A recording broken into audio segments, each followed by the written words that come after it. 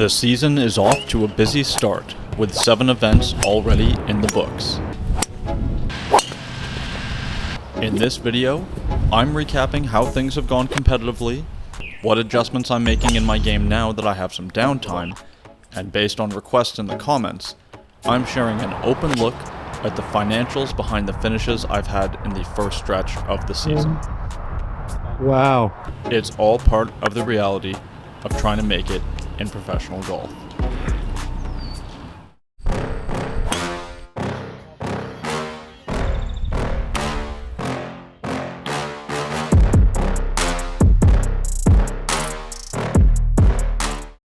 Alright guys, so I'm going to start off here just doing a quick brief little recap of what has happened this season so far. This is not an in-depth recap of the tournaments I have played. All of those videos are available on my channel, so if you're curious and you want to know what's happened, go check those out. I would have to say, all things being considered, I'm okay with the results so far this year. There has been some good. There's been some not so good. The consistency definitely hasn't been what I would expect it to be, nor has the level of play. But again, everything is kind of relative to the situation, and considering I suffered an injury near the end of April, I'm proud of a lot of what I've been able to do so far this year, let's say. You know, I started the tournament season not at 100%. You know, we managed to get some good results in some East Coast Pro Tour events. We battled our way through the first stage of Canadian Open qualifying and made it to the final qualifier. You know, we struggled a bit at the final qualifier, but we gave ourselves the chance. We made it there in the first place. So there's work to be done. There's always going to be work to be done, but I feel like right now there's a lot of work that has to happen. And obviously I can't rush this work. Changes in the golf swing take time. But now that I'm feeling healthy again, it's time for me to start trying to get my swing back. I do feel like I had been swinging the club quite well throughout the winter. The timing of the injury was very unfortunate, but it's part of the game. This is part of the journey. It's just the reality of being an athlete, really. So in this video, I'm going to go through some of the stuff that I'm currently working on from a technical standpoint. I'm going to talk about what the plans are for the rest of the season. And a bunch of you in the comments have been asking for more information about, for example, where I finish in tournaments, what money I made in the tournament, if I made any, and what the tournaments cost me. So that is something that I'm going to integrate into the videos going forward. But at the end of this video, I am going to give you guys like a full recap of the events I've played so far, what they've cost me, what I've made in return, so on and so forth. So if you're curious, definitely stick around for that. In the meantime, we're going to get onto the driving range. We're going to talk a little bit about the technical flaws of my swing at the moment and what I'm doing to work on them. So there's really two main things that I'm working on at the moment. I'm going to start more down the line because it's going to be more relative to position at the top, swing plane, shallowing the shaft on the way down. So the bad habit I've fallen into is that at the top of my backswing, the club was just too laid off to the side. I'll put a video up on the screen showing you guys an example of this swing from about a week and a half ago. And essentially what happens is the club is so laid off at the top that there's now no room for it to shallow in transition, so it ends up having to kind of steepen in order to get back out in front of me in the downswing. It's going to present some issues once we get around impact, because I can't pivot through the ball as well as I'd like to, because I'm fighting to get that club more back out in front of me. So I'm going to put up another video now from 2022, and this is by far the best I'd ever hit the golf ball. This is the year that I had status on PGA Tour Canada, and I mean I had a bit of an underwhelming season once I got status, but that was more due to poor course management, and I wasn't the player mentally then that I am now. I was still relatively new to high-level competitive golf. But you'll see in that video that I get the hands a lot higher. Now that's not necessary, but you'll see that even though the backswing was shorter, the club head wasn't traveling as far, that it wasn't nearly as laid off. Now generally, the further you go, more you turn, the deeper the hands get, the more that shaft will point to the target. So if you imagine, if we take that 2022 swing, and I get that kind of lift and more turn and I get that shaft to parallel, well, it really would be pointing down to the target. So instead now I've got a longer turn, I get my hands deeper, but the shaft is laid off. And it just is not a matchup. So essentially what I have to work on right now really is the feeling that I'm getting the club across the line at the top, which I'm not going to lie is incredibly uncomfortable for me at the moment. But something I'm doing is just taking an alignment stick, holding it under the grip, because that's going to give me some feedback as to where that shaft is pointing. See, if I lay the shaft off, the alignment stick is going to be kind of pointing out to the side here. Whereas if I get that feel that it's more across the line, now this is going to point much more almost back directly towards the camera if I get the alignment right?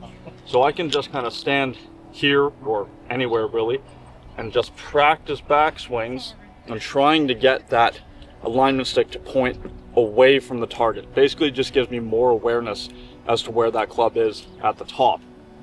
The goal in all of this is that once I get more comfortable with that club being more across the line, that now there is actually room for it to shallow on the way down so that I can pivot through it freer. It's just the pitch of the shaft is just going to match up much better with the way that I pivot through the ball. I definitely feel like, though not perfect, my pivot is one of my stronger points. And if the shaft isn't shallowing because of the position that I'm at the top of the backswing, it's just never going to match up for me.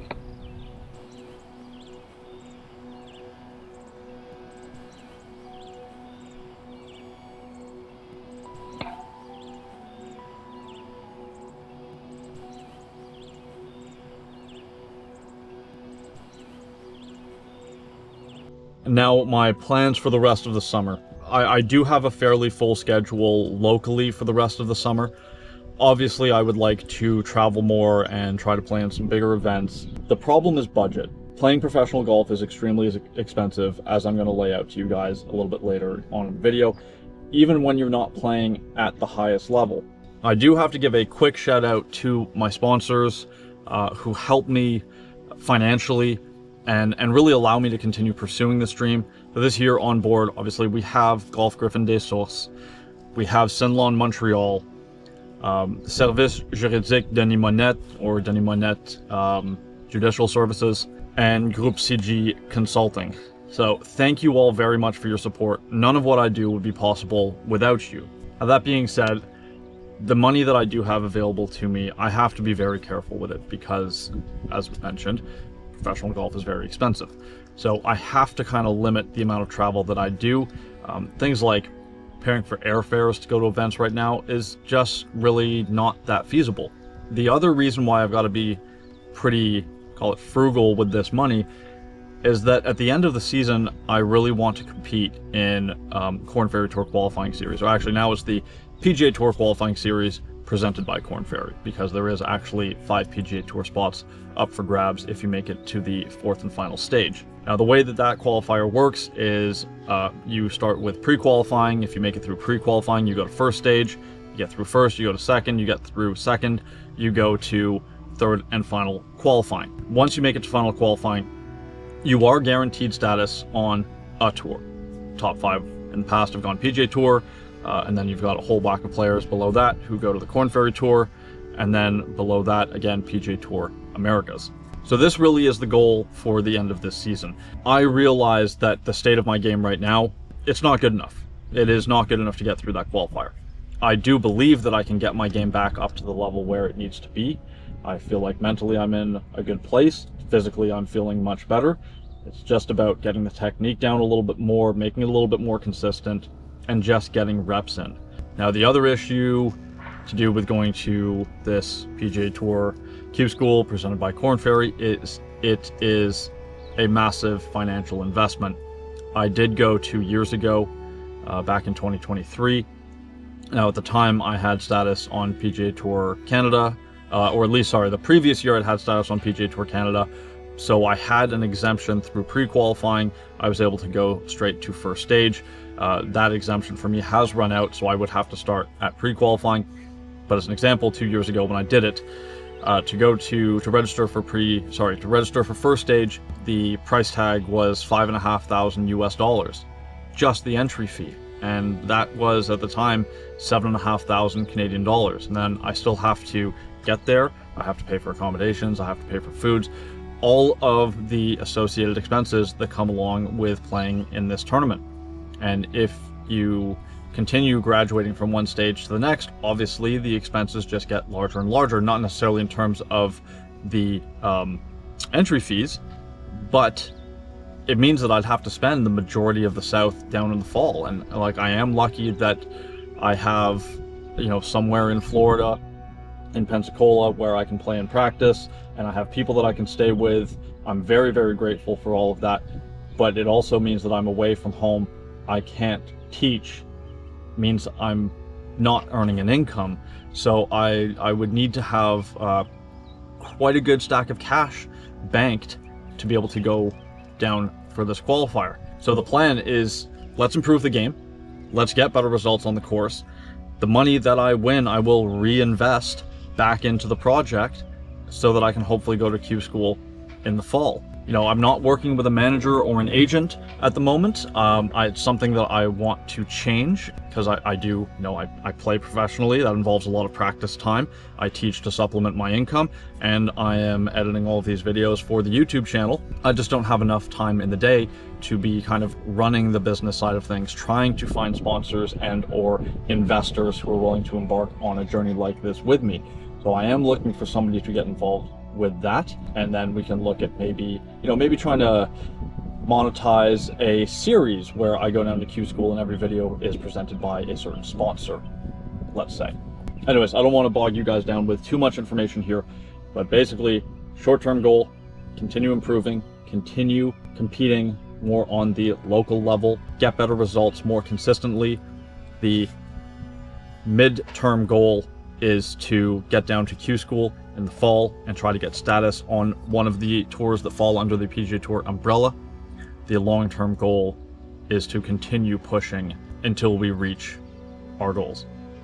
So now that we're faced on, the second thing that I'm working on right now is more relative to my rotation to the top of the backswing, and specifically how my upper body stays stacked over my lower body. I've gotten into this habit, and I know it's been a couple of years that this has kind of been bleeding in, and it's finally time to just resolve it. Basically what was happening was, as I was turning back, my upper body was also shifting back a little bit. No, I wouldn't really call it a sway. Well, yes, it's a sway with the chest. Generally when I see players sway, it's more of a lower body move. My lower body was staying pretty stable, but the chest was getting back behind me. You can see that it creates this separation between the upper body and the lower body. Well, it's going to be pretty hard to control my low point on the way down if I'm in that position at the top. What I'm doing to fix that is basically feeling like when I start my backswing that my trail shoulder, as a right-handed player, my right shoulder is not moving back at all, that it's going more up. Right? So that'll get the, let's say I want to feel like it goes up. I'm also just trying to feel like as I take the club back, the trail shoulder is getting behind my head earlier. And you can see once I do this, the upper body is now much more stacked over the lower body. There's not as much lateral movement that has to happen in transition, and it's much easier for me to get back down on top of the golf ball, control the low point with more consistency, actually push the low point further forward so that I'm actually making better contact, more ball first, less ground, and then hitting the ground later on.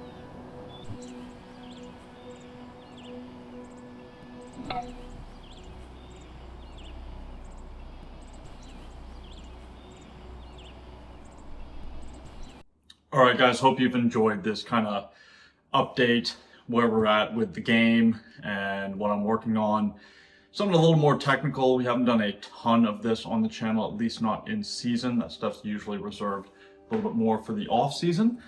But seeing as we had a little bit of downtime between events, I figured it was a good idea just to kind of bring you all in on what we're working on. So now I'm just going to kind of, as mentioned earlier, go over the events we've played in so far, where I finished, what they cost, and what I earned in those events. So far we have played in 7 events. So our first event was the East Coast Pro Tour Master Next Series at Athlon Sid. This was back at the beginning of May. This was a one-day event. All in, this one wasn't overly expensive. It cost me just over $320 overall. That is entry fee and some gas. I didn't have to pay for accommodations.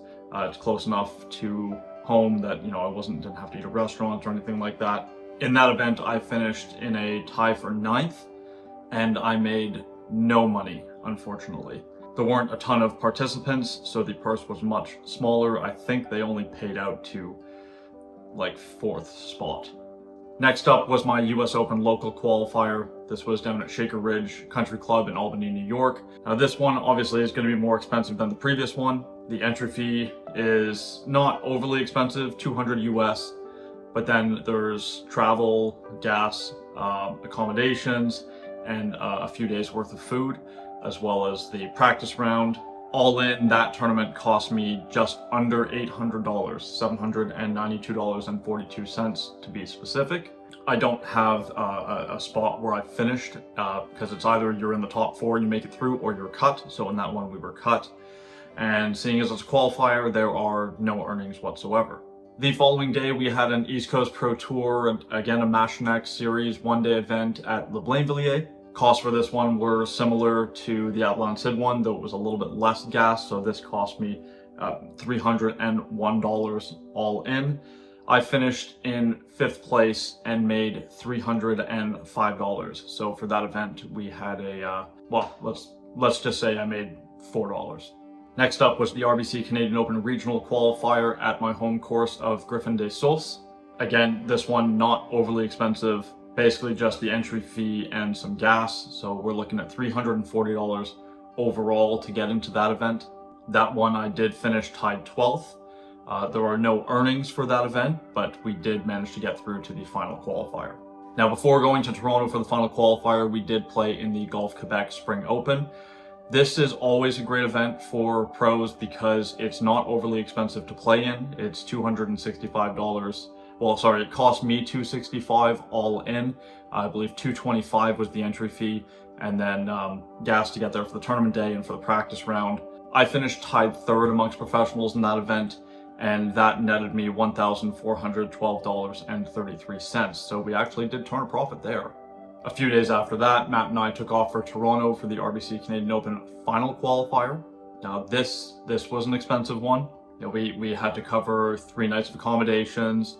There was the gas to get not just to and from Toronto, but there were really no accommodations close to the golf course. We were looking at, you know, a 30 to 40 minute drive each way, each day that we were out there, and then a few days worth of food. This one cost me just over $1,170. Again, this was a qualifier, so either you're in the top 4 or you were just cut. So we were cut. That was our official finish.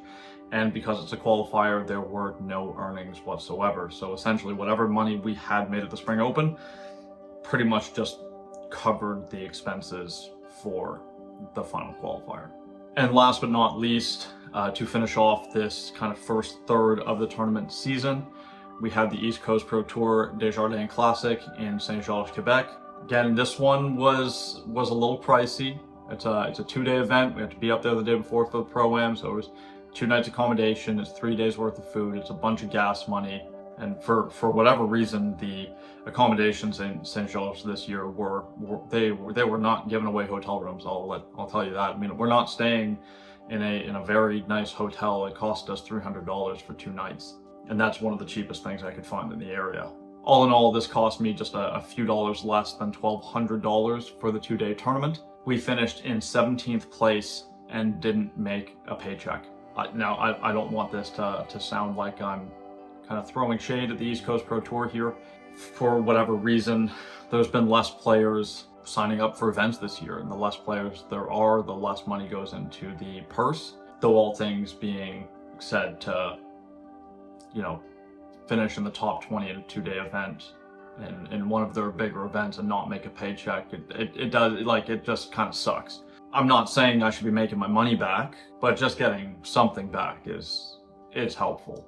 So grand total for this season so far, we have spent $4,387.80 on tournament related expenses, anything from entry fees to travel, accommodations, food, or others such as practice round, yardage guides, any and all things that could contribute to tournament expenses.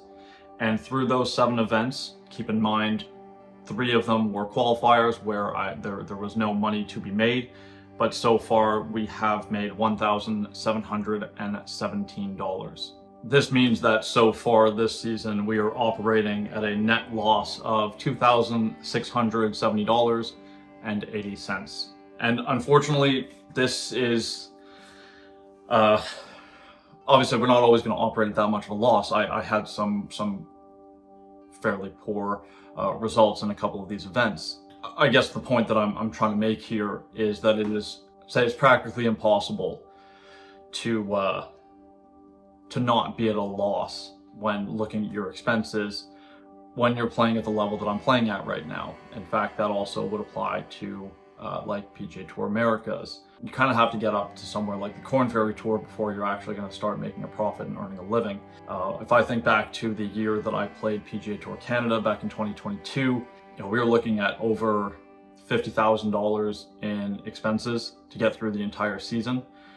That's, entry fees, Q school, all the travel, accommodations, all of these costs add up incredibly quickly. And if you were to win one event back then, I think it was $30,000 or $35,000 that you would win. So you could win a tournament and still be operating at a loss for the entirety of the season. And that's on a tour that falls under the PGA Tour umbrella. The reality is that golf at the lower levels is really not glamorous. It's a lot of hard work. I mean, we work, just as hard as the guys on the PGA Tour. And I mean, some of us might even work harder because we're trying to get to that level. But if you don't have some serious financial backing, there's just not a hope in hell that you'll, forget just succeeding, but even have the opportunity to compete and try to make it to that next level. So thank you again to my sponsors. I listed you all in the video earlier, and I'm incredibly grateful that you guys have gotten behind me and give me the opportunity to do what I'm trying to do for the 2025 season. Coming up next on the channel, we have another non-tournament video coming out next week where I actually have a very special guest joining us on the channel. I'm pretty excited about this video, so make sure you come back for that. And then after that, we are right back into the tournament vlogs. I think I have another 7 or 8 events in July. So there is a lot of tournament videos, tournament vlogs, recaps coming your way. I'm putting in the work. I'm trying to get things back on track. As mentioned earlier in the video, there's a lot to like about the beginning of this year. We've had some obstacles to overcome, but I'm feeling healthy again. I've had some time to work on my game and rest because exhaustion had been an issue in that last tournament. But I'm feeling good about where things are heading. I'm excited to get back into this. It's been a great time for me to have a little bit of downtime, but I'm very excited to get back onto the course and get competing again and just get back into that grind. Guys, let me know down in the comments what you thought of this video in this format. Always love to hear what you guys have to say. I'm appreciative of any and all constructive criticism. That's going to do it for this video. If you have not already or you're new to the channel, please do like the video, leave me a comment below, subscribe to the channel. And as always, I'll be back again next week with another video. Cheers, guys.